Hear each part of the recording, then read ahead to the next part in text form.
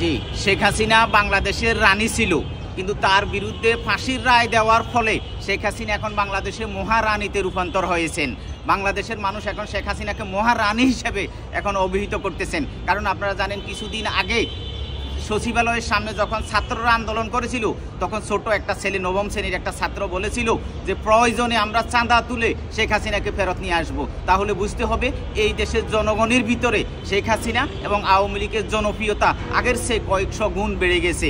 এর একমাত্র কারণ হলো গত 15 মাসের দুঃশাসনের ফলে, মব সন্ত্রাসের কারণে দেশে আজকে মানুষের জানমালের নিরাপত্তা নাই, নারীদের ইজ্জতের নিরাপত্তা নাই, মানুষের কর্মসংস্থানের কোনো নিরাপত্তা নাই। প্রত্যেকটা জায়গায় মিল, ইন্ডাস্ট্রি, কারখানাকে জ্বালিয়ে পুড়িয়ে সব নষ্ট করে দিচ্ছে।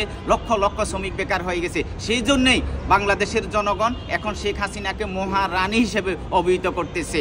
আর আওয়ামী লীগকে নিষিদ্ধ করে, এখন আওয়ামী লীগ বাংলাদেশে নিষিদ্ধ নয়, আওয়ামী লীগ বাংলাদেশের এখন রাজনীতির নিয়ন্ত্রক হয়ে গেছে। এখন আওয়ামী লীগ যা বলে সেটাই বাংলাদেশে হচ্ছে। যে 25শে নভেম্বর আপনারা দেখেছেন, আওয়ামী লীগ শাটডাউন ডেকেছে, বাংলাদেশের জনগণ স্বইস্ফূর্তভাবে তাদের শাটডাউনে সাড়া দিয়েছে, জনগণ শাটডাউন পালন করছে। এখন আওয়ামী লীগ যা বলতেছে সেটাই বাংলাদেশের জনগণ পালন করতেছে। কারণ আওয়ামী লীগের সাথে এখন বাংলাদেশের জনগণ এর যে চাহিদা, জনগণের যে আশা আকাঙ্ক্ষা, সেটা আওয়ামী লীগের আশা আকাঙ্ক্ষার সাথে মিলে গেছে। সেই জন্য আওয়ামী লীগ যখনই হরতাল অবরোধ ডাকবে তখন জনগণ সাড়া দিচ্ছে, আওয়ামী লীগ শাটডাউন, লকডাউন ডাকলে সেটা জনগণ সাড়া দিচ্ছে। এর একমাত্র কারণ হলো দেশে যে মব সন্ত্রাস চলছে, যে দেশে দুঃশাসন চলছে, এর বিরুদ্ধে জনগণ এখন আওয়ামী লীগের সকল কর্মসূচিতে সাড়া দিচ্ছে।